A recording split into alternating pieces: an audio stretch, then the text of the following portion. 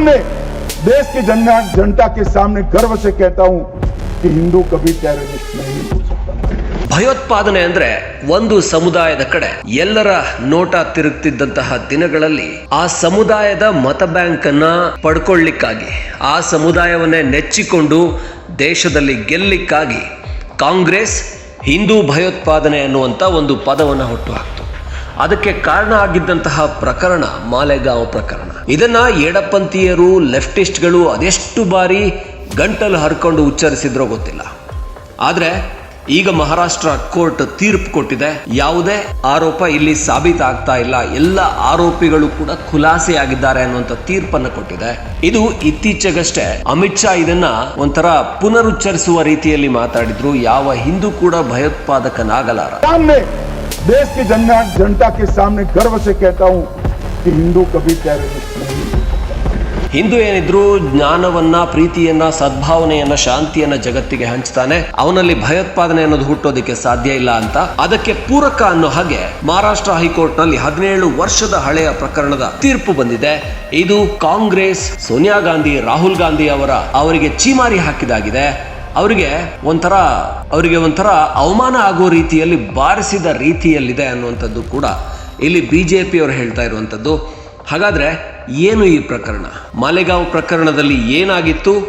ಇದು ಯಾಕೆ ದೇಶಾದ್ಯಂತ ಇಷ್ಟು ಸುದ್ದಿ ಮಾಡ್ತು ಅಂದ್ರೆ, ಇಲ್ಲಿ ಸಾಧ್ವಿ ಪ್ರಜ್ಞಾ ಠಾಕೂರ್ ಎಲ್ಲರಿಗೂ ಗೊತ್ತು. ಸಾಧ್ವಿ ಕೂಡ ಈ ಒಂದು ಪ್ರಕರಣದಲ್ಲಿ ಆರೋಪಿಯಾಗಿ ವಿಚಾರಣೆಯನ್ನ ಎದುರಿಸ್ತಾ ಇದ್ರು.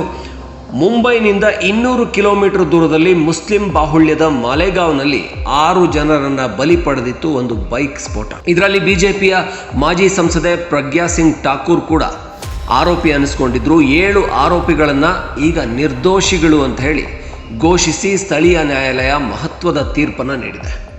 ಈ ಪ್ರಕರಣ ನಡೆದಿದ್ದು 2008ರಲ್ಲಿ ರಂಜಾನ್ ಹಬ್ಬಕ್ಕೆ 2 ದಿನ ಮುನ್ನ, ಅಂದ್ರೆ 2008 ಸೆಪ್ಟೆಂಬರ್ 29ರಲ್ಲಿ ಬೈಕ್ನಲ್ಲಿ ಇಟ್ಟಿದ್ದಂಥ ಬಾಂಬ್ ಸಿಡಿದಿತ್ತು. ಜನದಟ್ಟಣೆಯ ಪ್ರದೇಶದಲ್ಲಿ ಸ್ಫೋಟಗೊಂಡ ಬಾಂಬ್ಗೆ 6 ಮಂದಿ ಬಲಿಯಾಗಿದ್ರು, 101 ಜನ ಗಾಯಗೊಂಡಿದ್ರು. ಸಾಧ್ವಿ ಪ್ರಜ್ಞಾ ಸಿಂಗ್, ಕರ್ನಲ್ ಪುರೋಹಿತ್, ಮೇಜರ್ ರಮೇಶ್ ಸೇರಿದಂತೆ 7 ಮಂದಿಯನ್ನ ATS ಬಂಧನ ಮಾಡಿತ್ತು. ಬಲಪಂಥೀಯ ಅಭಿನವ ಭಾರತ ಸಂಘಟನೆ ಈ ದಾಳಿಯ ಸಂಚನ್ನ ರೂಪಿಸಿತ್ತು ಅಂತ ತನಿಖಾಧಿಕಾರಿಗಳು ಆರೋಪಿಸಿದ್ರು. ಇದು ಹಿಂದೂ ಭಯೋತ್ಪಾದನೆ ಅಂತ ದಿಗ್ವಿಜಯ್ ಸಿಂಗ್ ಆದಿಯಾಗಿ ಹಲವು ಕಾಂಗ್ರೆಸ್ ನಾಯಕರು ಟೀಕಾಪ್ರಹಾರ ನಡೆಸಿದರು.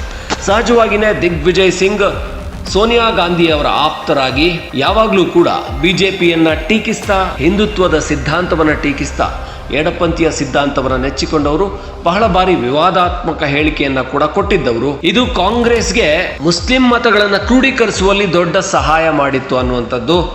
ಕಾಂಗ್ರೆಸ್ ಕರ್ನಾಟಕದಲ್ಲೇ ಆಗಲಿ ಅಥವಾ ಬೇರೆ ಬೇರೆ ರಾಜ್ಯಗಳಲ್ಲಿ ಗೆಲ್ಲೋದಕ್ಕೆ ಮುಸ್ಲಿಂ ಮತಗಳ ಕ್ರೋಢೀಕರಣವೇ ದೊಡ್ಡ ಕಾರಣ ಆಗ್ತಾ ಇದೆ. ಅದು ತೆಲಂಗಾಣದಂತ ರಾಜ್ಯ ಇರಬಹುದು. ನಮಗೆಲ್ಲ ನೆನಪಿದ್ದ ಹಾಗೆ ತೆಲಂಗಾಣ ರಾಜ್ಯದಲ್ಲಿ ಹೆಚ್ಚು ಕಡಿಮೆ 50 ಕ್ಷೇತ್ರಗಳಲ್ಲಿ ಪ್ರಚಾರಕ್ಕಾಗಿ ಜಮೀರ್ ಅಹಮದ್ ಖಾನ್ ಅವರಿಗೆ ಬೇಡಿಕೆ ಇತ್ತು. ಅವರೇ ಬರಬೇಕು, ಉರ್ದುನಲ್ಲಿ ಮಾತಾಡಬೇಕು. ಅಲ್ಲಿ ಕಾಂಗ್ರೆಸ್ ಪಕ್ಷ ಗೆಲ್ಲಬೇಕು ಅಂದ್ರೆ ಜಮೀರ್ ಅಹಮದ್ ಖಾನ್ ಕೂಡ ಮುಖ್ಯ ಕಾರಣ ಆಗಿದ್ರು. ಯಾಕಂದ್ರೆ 25ಕ್ಕಿಂತ ಹೆಚ್ಚು ಕ್ಷೇತ್ರಗಳಿಗೆ ಅವರು ಹೋಗಿ ತೆಲಂಗಾಣದಲ್ಲಿ ಉರ್ದುನಲ್ಲಿ ಪ್ರಚಾರ ಮಾಡಿದ್ರು. ಅಂದ್ರೆ ಇಲ್ಲಿ ಕಾಂಗ್ರೆಸ್ ಮುಸ್ಲಿಂ ಮತ ಬ್ಯಾಂಕ್ ಅನ್ನ ತಮ್ಮದಾಗಿಸ್ಕೊಳ್ಳುತ್ತೆ. ಬಿಜೆಪಿ ಹಿಂದುತ್ವದ ಮತ ಬ್ಯಾಂಕ್ಗೆ ಯಾವಾಗಲೂ ಕೂಡ ತಮ್ಮದಾಗಿಸ್ಕೊಳ್ಳೋದಕ್ಕೆ ನೋಡ್ತಾ ಇರುತ್ತೆ. ಈ ಕಾರಣದಿಂದ ಈ ಮತ ಬ್ಯಾಂಕ್ನ ಪೈಪೋಟಿಯಲ್ಲಿ ಕಾಂಗ್ರೆಸ್ಗೆ ಕಪಾಳಕ್ಕೆ ಬಿದ್ದಿದೆ ಸರಿಯಾಗಿದ ಏಟು ಅಂತ ಹೇಳ್ಬೋದು.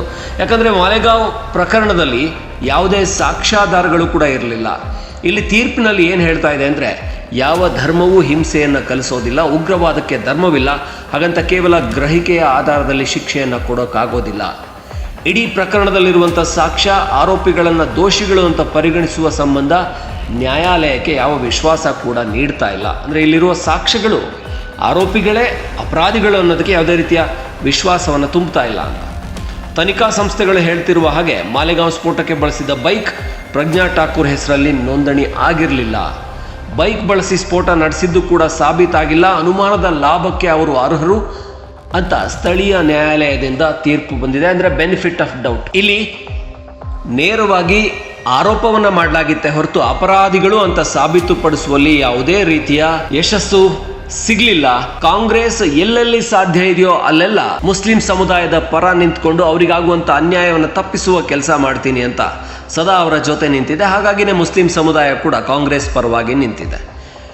ಇದು ಮಾಲೆಗಾಂವ್ ಸ್ಫೋಟದ ಕೇಸಲ್ಲಿ ಕೂಡ ಮತ್ತೊಮ್ಮೆ ಪ್ರೂವ್ ಆಯಿತು. 17 ವರ್ಷಗಳ ಹಿಂದಿಂದ ಈ ಒಂದು ಪ್ರಕರಣವನ್ನ ಎತ್ತಿನೇ ಮುಸ್ಲಿಂ ಸಮುದಾಯದ ಮತಗಳನ್ನ ಕ್ರೋಢೀಕರಣ ಮಾಡ್ಕೊಂಡು ಬಂದಿದ್ರು. ಬಿಜೆಪಿ ಅಂತ ಹೇಳಿದ್ರೆ ಇದು ಮುಸ್ಲಿಂ ವಿರೋಧಿ. ಇವತ್ತು ಕೂಡ ಸಂಸತ್ತಿನಲ್ಲಿ ಒಬ್ಬ ಮುಸ್ಲಿಂ ಸದಸ್ಯನನ್ನು ಕೂಡ ಬಿಜೆಪಿ ಕರ್ಕೊಂಡು ಹೋಗಲಿಲ್ಲ ಸಂಸತ್ತಿಗೆ. ಹಾಗಾಗಿ ಇದನ್ನು ಸಿದ್ದರಾಮಯ್ಯನವರೇ ಇತ್ತೀಚೆಗೆ ಹೇಳಿದ್ರು, ಎಲ್ಲಿ ನಿಮ್ಮ ಈ ಏನು ಸರ್ವೇ ಜನ ಸುಖಿನೋ ಭವಂತು ಅಂತಿರಲ್ಲ, ಅಥವಾ ನೀವು ಹೇಳ್ತಿರಲ್ಲ ಸಬ್ಕಾ ಸಾಥ್ ಸಬ್ಕಾ ವಿಕಾಸ್ ಅಂತ, ಎಲ್ಲಿ ಮುಸ್ಲಿಮರಿಗೆ ವಿಕಾಸ ಮಾಡಿದ್ದೀರಾ ಅಂತ. ಆದರೆ ಬಿಜೆಪಿ ಯೋಜನೆಗಳ ಮೂಲಕ ನಾವೆಲ್ಲರಿಗೂ ವಿಕಾಸವನ್ನ ಕೊಡ್ತಾ ಇದ್ದೀವಿ. ನಮಗೆ ಯಾವ ಅಭ್ಯರ್ಥಿ ಸೂಕ್ತ ಅಂತ ಅನಿಸ್ತಾರೋ ಅವರನ್ನ ಆ ಕ್ಷೇತ್ರದಲ್ಲಿ ಕಣಕ್ಕಿಳಿಸ್ತೀವಿ. ಅದು ಮುಸ್ಲಿಂ ಆಗಿರ್ಬೋದು, ಅದು ಹಿಂದೂ ಆಗಿರ್ಬೋದು, ಅಥವಾ ಅದು ಕ್ರಿಶ್ಚಿಯನ್ ಆಗಿರ್ಬೋದು, ಯಾರೇ ಆಗಿರ್ಬೋದು. ನಾವು ಅಬ್ದುಲ್ ಕಲಾಂರನ್ನ ರಾಷ್ಟ್ರಪತಿ ಮಾಡಿದವರು, ನಾವು ಜಾರ್ಜ್ ಫರ್ನಾಂಡಿಸ್ ಅವ್ರನ್ನ ರಕ್ಷಣಾ ಮಂತ್ರಿ ಮಾಡಿದವರು. ನಾವು ಯಾವುದೇ ಧರ್ಮ, ಯಾವುದೇ ಜಾತಿ ಈ ತರ ಒಡೆಯೋ ಕೆಲಸ ಮಾಡಲ್ಲ ದೇಶನ. ಅಂದ್ರೆ ವೋಟ್ ಬ್ಯಾಂಕ್ ಅನ್ನುವಂತ ಪಾಲಿಟಿಕ್ಸ್ ಅನ್ನ ಶುರು ಮಾಡಿದ್ದೆ ಕಾಂಗ್ರೆಸ್ನವರು. ಅದಕ್ಕೋಸ್ಕರ ಅವರಿಗೆ ಹೀಗೆ ಅನ್ಸುತ್ತೆ ಅನ್ನುವ ವಾದವನ್ನ ಬಿಜೆಪಿ ಮುಂದಿಡುತ್ತೆ. ಒಟ್ಟಾರೆ ಈ ಮಾಲೆಗಾಂವ್ ಸ್ಫೋಟ ಪ್ರಕರಣ ತೀವ್ರವಾಗಿ ದೇಶಾದ್ಯಂತ ಒಂಥರ ಕಿಚ್ಚು ಹಚ್ಚಿತ್ತು. ಬಹಳ ಚರ್ಚೆಗೆ, ಕುತೂಹಲಕ್ಕೆ ಕಾರಣ ಆಗಿತ್ತು, ಯಾರು ಈ ಬಾಂಬ್ ಸ್ಫೋಟಕ್ಕೆ ಕಾರಣ ಅಂತ. ಆದರೆ ಯಾವುದೇ ಸಾಕ್ಷ್ಯಾಧಾರಗಳು ಸಾಬೀತಾಗದೇ ಇರೋದ್ರಿಂದ ಈಗ ಮತ್ತೊಮ್ಮೆ ಕಾಂಗ್ರೆಸ್, ಅದರ ಮಿತ್ರ ಪಕ್ಷಗಳು, ಅದರ ಒಲವನ್ನು ಹೊಂದಿದ್ದವರಿಗೆ ಹಿನ್ನಡೆಯಾಗಿದೆ.